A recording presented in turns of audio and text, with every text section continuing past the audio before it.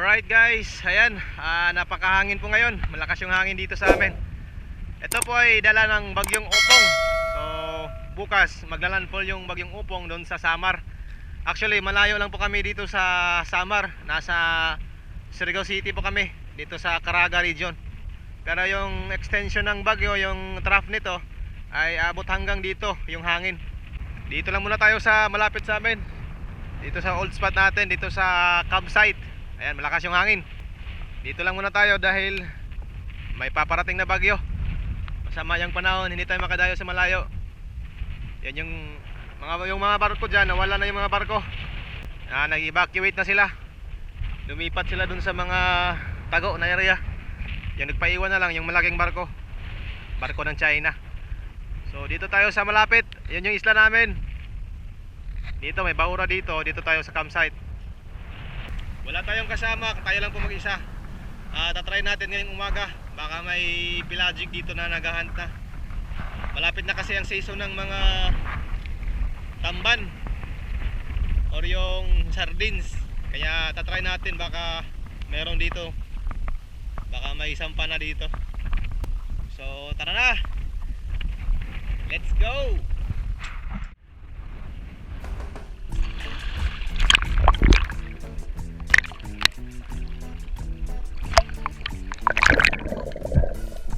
Alright guys, ayan, after natin ma-load yung mga rubbers natin, abante na kagad tayo dito sa area.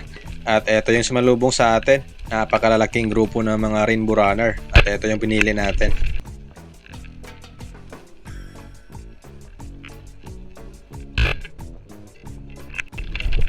Muntik pang ditamaan guys yung rainbow runner. Tumalikod kasi kaya daplis yung pagkatama natin dito. Ang ginawa ko dito guys is inalalayan ko yung line natin. Baka mapunit kasi yung isda kapag pinirasan natin na hinila. Kasi yung kumapit lang dito is yung balat at kunting laman ng isda. Kaya todo ingat ako dito at baka makawala yung unang isda natin. Malaki na rin ang rainbow runner na to guys. Ito po ay nagtimbang ng 2 kilo at 400 grams. Kaya maganda yung buhay na mano natin. First time ko makahuli ng ganito kalaking rainbow runner. Shoutout nga pala kay Leopoldo Orsal from Quezon City at sa kanyang misis na si Marilo Dilarama. Shoutout na rin kay Johnny Haiktin at shoutout din kay Ma'am Rosana Villahermosa from Davao City. At shoutout din kay Romel Navarrete from Barangay Kanchasay at kay Rinan Fishing Adventure. At shoutout din kay Danilo Adalim at kay Chad Prince Adalim. At shoutout na rin kay Denise De La Cruz and family from Naay Cavite. Maraming salamat po.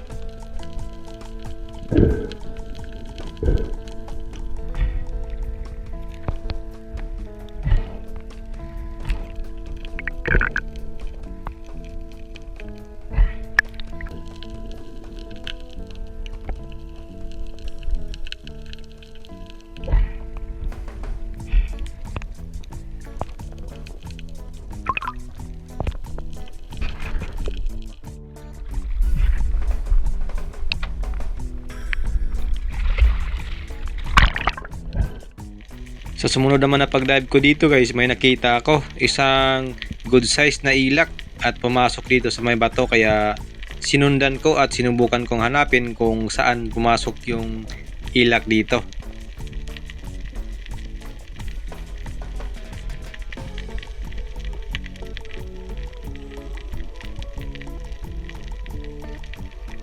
Nakita ko na sana guys yung ila, kaso tumagos naman ito dun sa kabilang butas. Sinubukan ko pang antayin, hindi na talaga bumalik yung ila, kaya umahon na lang ako at nag-resurface. Makalipas guys ang halos isang oras nating pamamana dito, nag-decide ako na dito muna ako sa may mababaw mag-hunt. Napansin ko kasi maraming mga maliliit na bit sa ibabaw at may mga shark mackerel na paikot-ikot dito, kaya yun yung sinubukan kong i-ambush dito.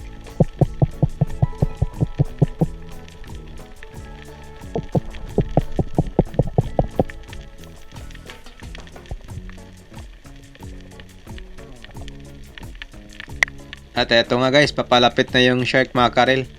Kinuha ko na dahil good size na to, pang dagdag sa huli natin.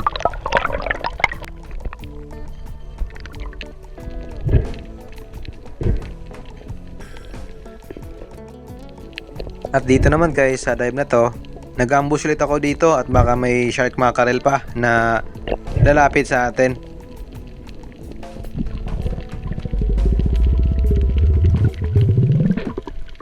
Napakababaw lang po nito guys, halos na sa mga 4 na dipa lang yung dinapaan natin dito. Pero ito yung hindi ko inasahan dito guys. Habang nag-ambush ako, may king mac pala or tangigi na nandun sa malalim, doon dumaan. Sayang, kung doon sana ako nagpwesto sa may malalim, mapapana sana natin yung king mac. Kaso nung nilapitan ko, bumilis naman ito ng langoy at hindi natin nahabol.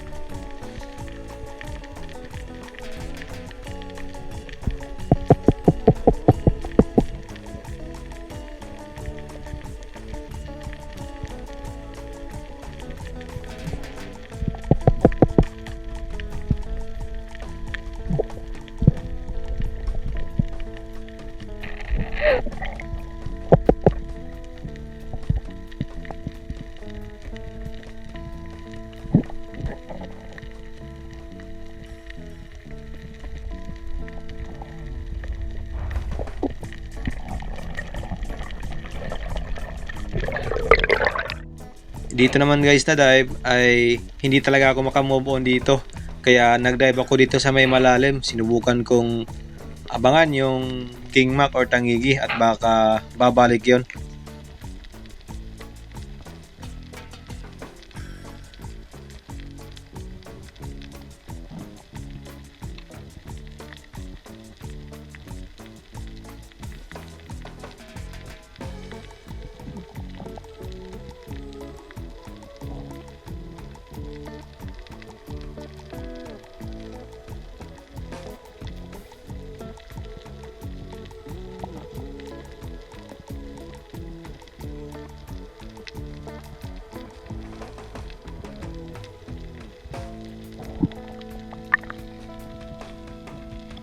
Kaso ilang segundo pang makalipas, wala talaga yung king mac. Siguro napadaan lang yun at hindi na yun babalik, kaya umahon lang ako at lumipat ako ng ibang spot.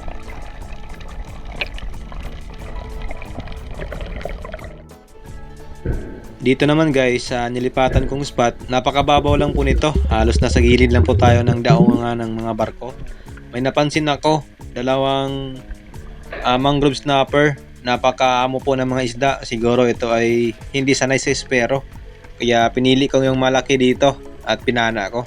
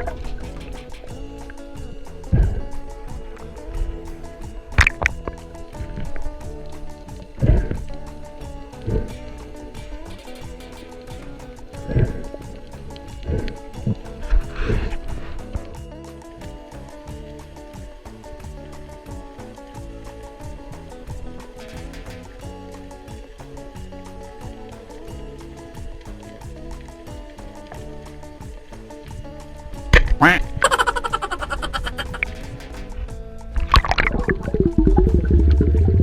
dito naman guys, another dive ulit tayo dito. So nag-ambush na naman ako dito kasi plano ko magpapana ako ng ilak dito.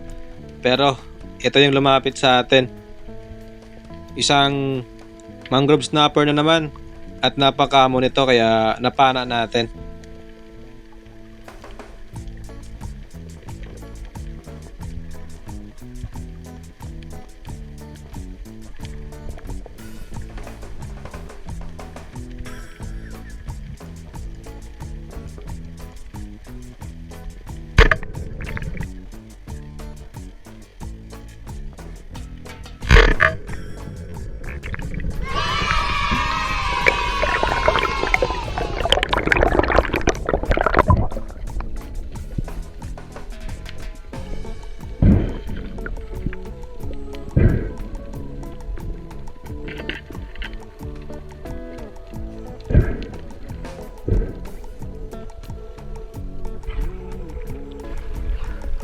Mangrove snapper.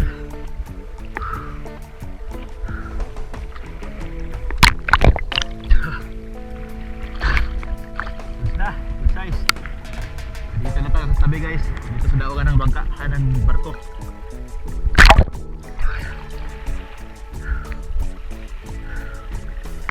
At habang pabalik naman ako dito sa bangka guys, may napana ako isang good size na marble grouper or lapu-lapu. Kaya lang hindi ko na-on kagad yung camera kasi mas pinili kong panain muna.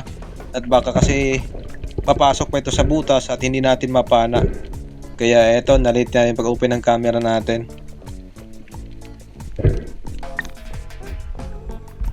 Super.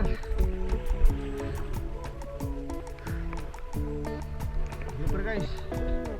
Good size. Ayun pa ulan.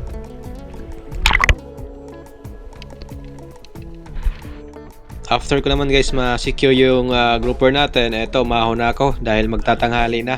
So ito lang yung mga nahuli ko lahat sa umagang dive na ito. Naka 5 piraso tayo. Pero itong 5 piraso ay umabot na po ng almost 5 kilos. So yung Timo Runner natin ay 2.4 at yung mangrove snapper natin yung dalawa ay 1.6 at yung ating aloba naman or grouper natin kasama na yung shark mackerel ay almost 1 kilo na po, kaya kahit papano may naibenta pa rin tayo at kumita tayo. A few moments later. Pagdating naman ng hapon guys, eto balik ulit tayo sa pamamana at eto hindi maganda yung panahon natin ngayon pero abante pa rin tayo. So dito guys, may nahuli ako dito kaso hindi natin to na videohan gawa ng yung panahon ay biglang dumilim po yung paligid at malakas na unos yung ulan. Kaya hindi na ako nakapag-video gawa ng wala pong makikita sa camera. Alam naman natin kasi na yung GoPro kapag low light ay negative po tayo sa mga footage na makukuha natin. Kaya yung nangyari dito, hindi na lang ako nakapag-video at yung binidyohan ko na lang is yung mga nahuli ko. Dahil habang tumatagal kasi mas dumidilim po yung paligid. At ito yung spot na pinupuntahan ko. Talagang grabe yung unos. Pero nakahuli pa rin tayo sa awa ng Diyos. Malapit lang pong spot na to na pinuntahan ko guys. At pabor kasi tayo sa hangin at unos ng ulan. Kaya medyo kampante ako dito na mamana kahit na malakas yung unos ng ulan or yung buhos ng ulan.